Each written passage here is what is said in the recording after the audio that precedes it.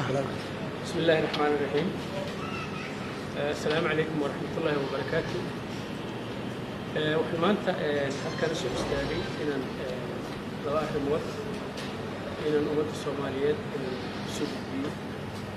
Inta koowaad waxaan ka jawaabaynaa baaqii madaxweynaha dowlad goboleedka Jubbaland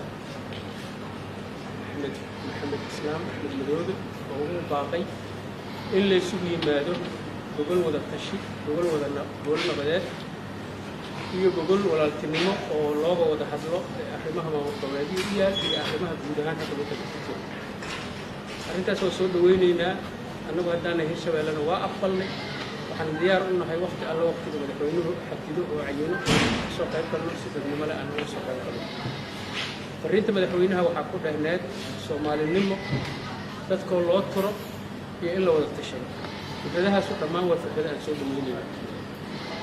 arrinta labaad oo arrintaas la xiriirta oo aan rabo inaan ka hadlo waxa waaye xaaladda hadda ka taagan dowlad goboleedka Galmudug. waxaan rabaa inaan halkaan ka sheego hadalka madaxweyne Madoobena waa ku jirtay. aad ayay u sahlan tahay in wax la geliyo, laakiin aad ayay u dhib badan tahay in wax la dhiso. waa ogsoontihiin dhammaantiin dhibaatada laga soo maray iyo dadaalka laga soo maray in maamulkaas la dhiso.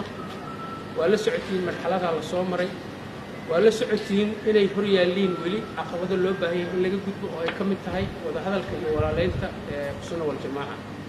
ayadoo meeshaas joogto in maamulkii hadda carqalad la geliyo oo gadaal laga soo bilaabo wax la aqbali kara maaha. sidaas daraaddeed waxaan ugu baaqayaa dhammaan inta ay arrintaasi khusayso in cagta loo dhigo, la qaboojiyo xiisadda, wada tashi la geliyo, lagana hordhigo wax walba sidii maamulkaas loo badbaadi lahaa, xukunkuna u sii socon lahaa. wasalaamu calaykum waraxmatullahi wabarakaatu.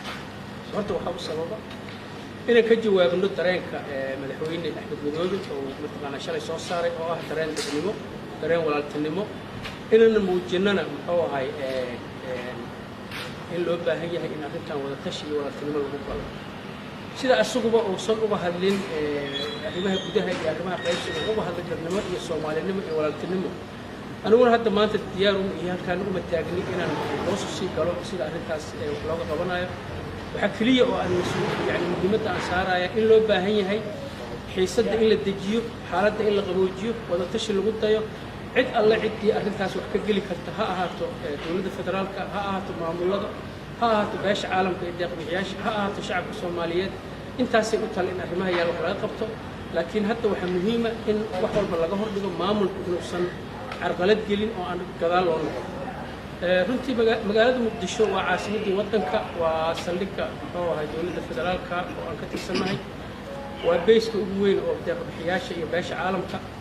waxaan halkaan u imid shalay iyo maantana aan ku mashquulsanaa. insha allahu tacaala 2 maalmood oo kalena aan kusii darsi doonnaa inaan qadiyadda Hirshabeelle ka haridda aan ka harin maamulada dhibaatooyinka la hor yaalla, saakulaynta aan u baahannahay, jidadka in la furo, arrimaha amniga inaan usoo bandhigno dhammaan muxuu ahay inta arrintaas aan isleenaha waxbay nagala qaban karaan si aad u wanaagsan oo muxuu ahay fiican ayayna arrintaas noogu bilaabatay. waxaan rajaynaynaa in muxuu ahay waqti dhow prime ministerka uu imaan doono, asagana sidoo kale meesha ay wax marayaan aan la socodsiin doonaa. raalli ayaana ka nahay in alle intii aan la kulannay iyo wixii aan kala kulannay. arrinta xiisadda khaliijka runtii anigu inaan aad u sii dheeraado ma rabo. horena waa uga hadlay. laba shay bay u baahan tahay in wada tashi dowladda federaalka muxuu ahay maamulada ay la samayso, maamuladuna ay uga dambeeyaan dowladda federaalka arrimaha dibadda sida dastuurku qabo. runtii waxaana deeqa oo nagu filan dowladnimada kala dambeynta. dastuurka qabyo ha ahaado, cilladaha ku jiraano dib-u-eegid mataqaanaa lagu sameeyo, laakiin juhdi badan oo Soomaalidu markay dhinac walba ka fiirisay ee isla garatay inay saan taladeeda ay meeshaas dhigeen in la darajeeyo oo la qiimeeyo oo muxuu ahay ii sheeg ilaa asagaa na kala xadaayo. haddii cid walba hostay doonto dastuurka u fasiratana waa dhibaato. waxaan ku baaqayaa in muxuu ahay la xoojiyo hay-adaha la xiriira dastuurka sida maxkamadda dastuuriga, in la dhammaystiro wixii dastuurka ku qabiyaa, in wada hadalla laga furo wixii qodobahoo taagtaagan. laakiin aasaasku inuu ahaado inaan dhisanno ku wada dhaqanno xukun dastuuri ah.